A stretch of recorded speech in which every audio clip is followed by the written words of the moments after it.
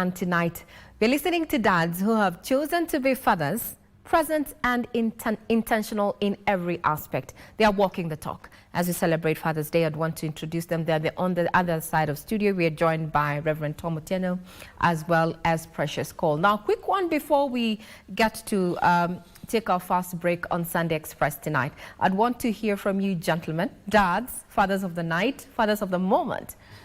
I'd want to know what does being a father mean to you? Let's start off with Reverend Tom Otieno. Being a father means provision. It means presence. It means, connecting with my children. Each and every one of them in a unique way. All right. And shaping them for their future. Okay. Provision and providing guidance to your children for the future. What about you, Precious Cole? What does fatherhood, or rather being a dad, mean to you?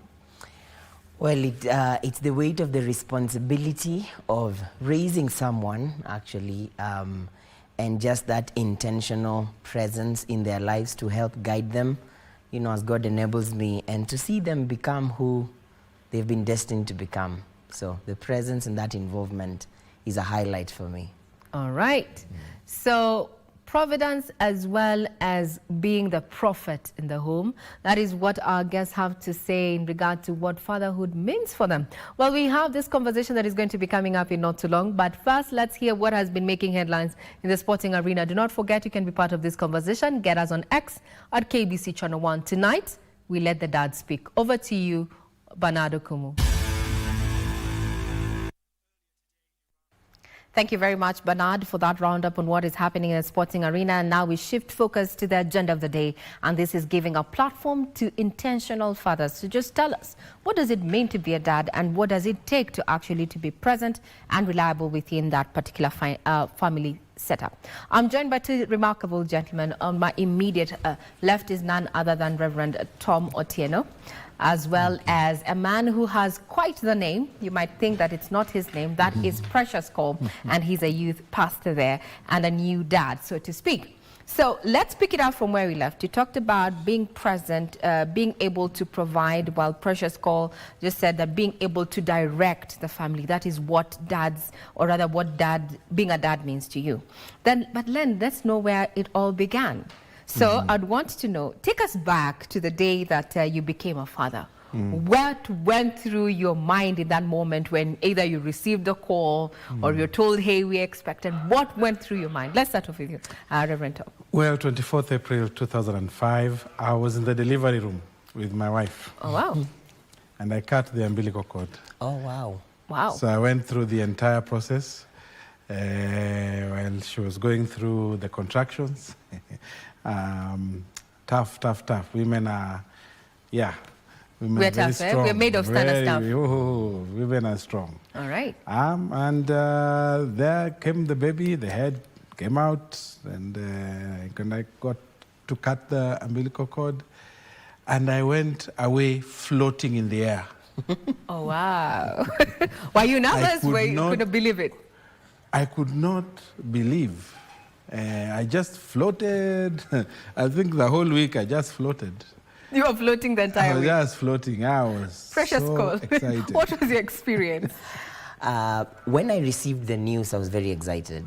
I got a call and my wife said, because she had been feeling unwell, so she went for checkup and the doctor said that she was pregnant. So that was very exciting. But when... Where were you? Let's find out. Where were you? Were you in the office? No. I was home that day. All right. So she called me and she didn't... So I didn't... It was very interesting to hear that, very exciting. But I think it was better when she came in the evening and I wanted to see it on paper. But when he was born on 29th December 2023, because it was an emergency, I wasn't able to go in. So I remember standing out and waiting, and then the doctors come wheeling this little cat, and then he's in there. So I see him, and there was just a wave of emotions. I said, this actually changes everything. And I didn't know how to behave. Wow. So I would say then you were also floating. Oh, yeah, You I didn't was. know what to do. Yeah. Well, not very many men actually want to be in the delivery room with their partners. What made you want to be there in that moment? I was curious, one, and two, I wanted to support my wife all the way. So I did not countenance not being there when she's pushing. So first it was a normal, it wasn't CS. And then secondly, and they've been 4, so I've been there 4 times. Oh, wow. All the 4 times? All the 4 times I've been there, and all the 4 times I've I cut think you their need a- umbilical cord. Some flowers. You're made of standard stuff. Not very many people actually make it to the delivery room, especially men. Yeah. You wanted to be present for I that. wanted to be present. You wanted yes. to be present. Present, Precious, would yeah. you consider maybe the next time you actually get pregnant that you'd want to be in the delivery room? I actually wanted to be there. It's right. just that it was an emergency, so there was no time for me to be dressed up and all. But I wanted to be there. To be there. Again, also, as he's saying, for the support, and people kept on telling me, you need to rethink that decision. Yes, But I not just many felt- men actually want to be in the delivery room. What would really make you want to be there? He said he wants to be there the entire process. Yeah. For you, what would be your driving? I really wanted to be the first one to hold him when he All comes right, out. that is Yeah. nice. So you're a new dad. Let's say Yes. for all intents and purposes, you're the new dad on the set. Oh, yeah. He's a seasoned father, so to speak. Yes. A Yep. seasoned Yes. dad. Yep. 4 times been there in the delivery room. I gotta give it to you because it's usually very crazy in that moment. We Yes, forget it ourselves, is. and anyway, God is good all the time. Now, what is the biggest surprise for you in fatherhood that no one warned you about? Let's start with you. That a human being would come out looking like me, All right. number 1. But number 2, that human being would be so dependent On you. on me, and that everything I say would matter, everything I do would matter, that they would be watching me, and that they'll be listening to what I say, and that if I went the wrong way, they would follow me there. All right. So And you you- set the pace. Yes. Precious. I think for me, it's just to realize nothing actually prepares you enough than the real experience. All right. And yes, we've been through parenting classes, but I think when that journey begins, you learn so many new things. You learn on the job. You learn on the job. So then, do you recall the first time your child ever called you dad? Tom? Yeah, I think it was a couple of weeks later, or maybe a month or 2 later, and there's a baba who had started coming So that out. was the first word they Yes, said. Yes. How did that make you feel? Oh, it just filled my heart to overflowing. For many weeks, just hearing somebody call me Baba was overwhelming, I must say. Okay. Overwhelming, humbling also. I think also just to say, reminds me that I have a huge responsibility, and here is where people are never prepared. You're never prepared for the constant financial responsibility, diapers, what, and this, The and sleepless that, nights, please. and sleepless nights. Precious must tell us about the sleepless nights. So you're not there yet, are Yeah, you? not yet. But of course, we usually have these constant conversations on whose name will be called first. And of course, he's now in that formative stage where he's beginning to develop a speech. And you can tell when he's trying to say certain things. We are still waiting for that definitive dad and mom. And that's exciting. Yes. We are looking forward.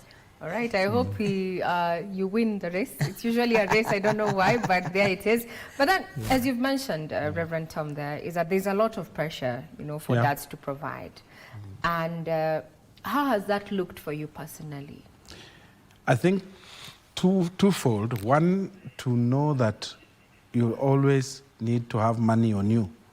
You have to have money on you. You have to have money on you. Please tell the young men out here before they even think of, expanding their territories, so to speak. They have to have money. They have to be financially stable. Children equals money. Children equals It's money. true. You must have money on you. Children equals money. It's true. We Yeah. like that. But children also equals love. If there are two things, it's love and it's money. Because they don't eat love, and money doesn't bring love. So you love them, but you also need to make money to earn a living, to be able to buy what needs to be bought. Yeah. Precious, what do you think? I mean, that pressure to provide, how has it looked to you, or how does it look like to you? Yeah, it's a constant reality around men, because there is the expectation of you just being a provider in the family. And from my own experience, that was a little difficult because of the journey I took in life, going into ministry as opposed to the engineering I studied in campus. So let me call it a career. It took a while before it took off. And I was in that space where we were asking ourselves, so do we get children, or should we wait until I'm way much more stable? But my wife and I are not just physically married, but even our monies are married. And so that gave us a starting again, point. Precious. You said your monies are married? Yes, yes. All right. So that gave us a place to start. And somewhere along the way, my job came, and it got me in a better place, because yes, indeed, as he's saying, there are very many financial needs around parenting. And it's not just diapers, it's even the clinics, it's even the naan for a day and time, all those things. And so the responsibility is there. And so, like you're rightfully saying, this is something as a young person you want to think through, because children indeed, they come with a demand, but altogether a very rewarding and fulfilling experience. All right. You mentioned something very curious there, and you actually you jumped the gun in the next line of questioning. When it comes to provision, you know, we're in an African society, men are expected to provide. But there's a wind of change blowing over. I'd want to hear from our seasoned dad here. What do you think about the 50-50 arrangement, you know, in terms of finances and providence we find ourselves in right now? I think it is good. I think it is healthy. But I do not think it should be made a rule. It shouldn't be a rule. It should not be made a rule. I think when it's made a rule, it can become problematic. All right. I think things should just flow in your relationship. So that where the money is, the provision should be. So if the woman is earning more, there's nothing wrong with her shouldering the responsibility. But for the man, that would still be a little more problematic for his ego. And the man should actually be in a position where he earns a living. Let's just say you don't have to out-earn your wife. True. But you need to be able to bring something to the table. And you need to be able to shoulder some expenses. All right. All I know is that between my wife and I, money has never been a big conversation. She's a school teacher. I'm a priest in the Anglican Church of Kenya. And there's always, somehow, God has always made sure there is money, that whenever it's needed, it's there, and it will meet whatever need there is, regardless of who it is that gives it. So there needs to be a little more flexibility around that, but the man should not step back to the extent that the woman does everything and he's out there not doing what he needs to be doing. So to all those men out there, fathers out there, keep soldiering on. Your women love you, your children love you. If things haven't gone well for you, don't quit, don't give up, keep trying. Come home, say what happened, you know, bring back a report. Okay. I believe that God blesses our efforts. I agree with you. Now, men suffer in silence, and you have alluded to it. Is that what kind of stress have you carried personally that people do not often see, or even in your line of work that you have engaged with young men, young fathers are grappling with, but they cannot talk about it? Yeah. I think, just as he's saying, the realities around sometimes financial constraints, that can be a stressor amongst many young people, or maybe young fathers. But it's also to mention that sometimes the lack of support systems around men, and there's something about men that sometimes we don't like investing in deep relationships where we can talk about something more than football or cars or property, and we don't know how to have that "how are you doing" conversation. And sometimes when you begin this fatherhood journey, you realize you need that kind of support, and it's important. And sometimes when that support is not there, and you have to wake up at 2 a.m. sometimes to support, to be there to help the baby, you can carry that to your place of work, frustrations in the morning, and that sometimes can weigh on men, challenges around that, sometimes also just challenges around conflicts even in the family. All right. That can be amplified when a newborn arrives. All right. Yeah. So how easy or is it difficult for men in this particular space to even talk to their partners about the struggles that they go through, from your own personal experience? I think that because of the way we are socialized as men, and even the narratives we are told growing up, a man doesn't cry, a man, you know, is always stout and stoic. We then lose touch with our emotions. We are not able to differentiate between weakness and authenticity. So that confusion is what then births this man who has frozen emotions, but is hurting inside. So how do we undo that? We undo that by getting one friend at a time.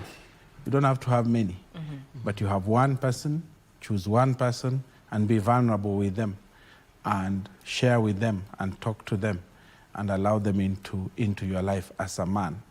Men will not go, you know, men are not like women. Women are able to talk in chamas and be free and cry. So a man will have to cry in private if he's going to cry. But, you know, so just getting a friend, one friend at a time, you know, being vulnerable with them, being consistent with them, and allowing that. But it's a socialization problem, and it needs to be arrested. So we find ourselves, you know, married to people who do not come from our community. They do not speak the same language. We have different mannerisms. How have you handled it, you know, in your new marriage and how are you handling that pressure between your partner and your newfound in-laws? I think to just first of all acknowledge and appreciate that our ethnicities are our uniqueness, and those challenges ought to be celebrated. And what's unique in their culture and how they do things and how we do our things, it doesn't necessarily have to be a problem. And so even in the courtship or dating period, those are some of the conversations we have around understanding where they are coming from and the different aspects, sometimes even that show up in the wedding planning process, which can be a conflict in some spaces, and just learning to appreciate that people who do things differently from how we do it in our culture, there's no superior culture, let me say it that way, or better culture, and so on and so forth. So to appreciate that, to have conversations around that, and then also to agree, so what are we building when we are coming together? What's going to be our culture? And not just traditional culture, but even a culture as a family. How we are going to come together, what kind of family are we raising? How are we doing that? What are our unique practices in this home? And so I think everything just boils down to, let's talk about it. Don't assume. Yeah. All right. So now how do you handle the pressure, you know, of being strong, the need to be strong and present, versus also bringing up a child with love? You know, dads struggle with that. How have you done it over the years? I think over the years, what I have tried to do very many times is first connect with my children. Have a unique connection with every single one of them, all the four of them. But then secondly, find time to just tell them I love you. Then thirdly, hug them every day. Plenty of hugs. The conversations have been deepening with time. But having that basic stage set for them to know they can approach dad, and they can hug dad, and they can talk to dad. I think thirdly, also just controlling my emotions in terms of when I'm upset. Trying not to bring that into the family space. Trying to deal with that outside or in the bedroom or elsewhere. And so they really haven't seen quarrels because they've been managed, whatever they were managed outside of their space. Their space. So they've seen sober, temperate, but that's not how life goes. All right. It doesn't. It has to be intentional. So you have to find a place where you're going to go and have your bust up. For me, it's in my car first before I talk to my wife. And so I'll go and do my bust up out there and talk to God in my car. Drive and sit somewhere and cry and vent, then come and have a conversation. So that helps it helps to Diffuse the manage, moment, yeah. diffuse, especially the high voltage emotions. All right. Yeah. Precious, how are you handling, you know, we all get angry. Yeah. How are you handling that particular pressure within the household? I think first we recognize that healthy parents will raise up healthy children. And so there's need for us. This one time we were in a plane and then I was reading. The first time we flew with a little boy. And when they were giving us instructions, they said, in case of an emergency, you first wear your oxygen mask before you fix your child's. Yes. You know, instinct would say, let me take care of the child. Yes. But I remember thinking in that moment, this is actually quite profound. I can't help him unless I'm in a better space. And I'm challenged constantly to think about my emotional space, to think about my feelings, as he's rightfully saying, and to talk about that and to try to manage that so that when I'm home, I'm a healthy father. I am an emotionally stable person. I'm in touch with my emotions. And I deal with problems as they come because my boy needs a healthy father. Otherwise, I will pass down pain to them and traumatize a generation that had nothing to do with my issues.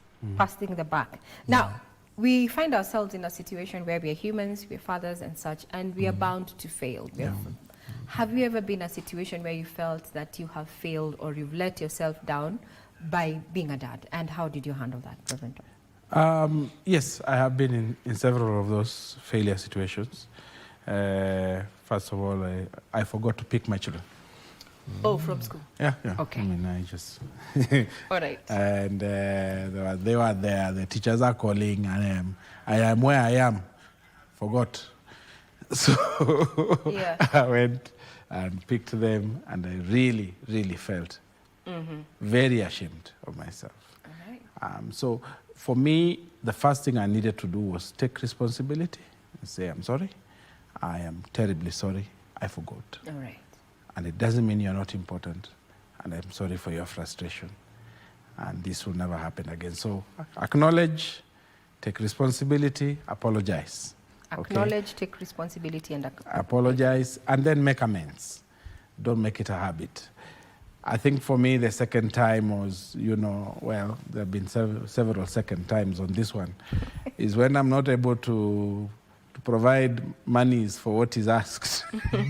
And it always bashes a man's ego. It bashes mine when I am asked for something and I don't know what to say. I don't know what to say. I don't have money, or I am temporarily out of cash. All right. Those are two statuses. So what I do is I say, okay, I have had. I'll work on it. I'll have had. I will let you know. It's trying to be kind to myself. But I go away feeling really bad. All right. And I feel sometimes I'm not able to talk about it to my wife or to my children. And so I go and talk to God about it. And I say, hey, I'm feeling really embarrassed about this. What are other children going to say to my children about they are not being able to being do able what to have right. what everyone should have? So those are hard moments that I have to find a way of dealing with myself. But I thank God that my wife doesn't give me pressure on it. My children also don't give me pressure on it, especially when they ask and they realize I'm in a bit of a quandary, they will back off. They're understanding. So I also know that when they have asked, they will not ask again. All right. So I also have to go out there and say, hey, I have to find this money and give it to them. So there's that, and it's tough.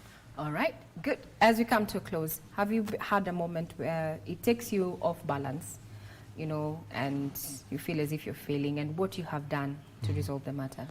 I get that feeling a lot when I'm not able to come home in good time to connect with the boy. It makes me feel a certain way. When I come home and find that he already slept, it always ticks me off because I feel like someone else is spending more time with them, and yet you're there. I need to be here. And so one of the things I've done is these days I try as much to be home with the son so that we can have the evening. I try not to carry work home. I try to put my laptop away, my phone on D&D, because I just want us to play on the carpet and run around and hide and seek. I see you. All right. till he falls asleep. And I see how joyful he gets when that happens. Okay. 100%. I have 30 seconds for each of you. It is Father's Day. Parting shot from each. Let's start with you, Precious Cole. You can make it directly to the camera. This is an extremely fulfilling and rewarding experience. And so I'd encourage all those men out there that are afraid of venturing into this journey, either because you have felt wounded in the past. That doesn't have to be your story. You can choose to rewrite it differently, and God helps us. I'm enjoying it. You too can. Reverend Tom, as you bring this to a close. You are your child's champion. Whatever your situation, rise up and father that child. They look up to you. They love you and they need you in their life. Don't shy away, don't run away. Go for it. That child needs you. And that child will forever be grateful that you stood up for them, you showed up for them, and you were never ashamed of them. Well, I'll not water that down. That brings a cap to Matthew's Sunday Express tonight. We were listening to the dads. We listened, we learned, and definitely did not judge. I'm Regina Manyara. I wish you a pleasant week ahead.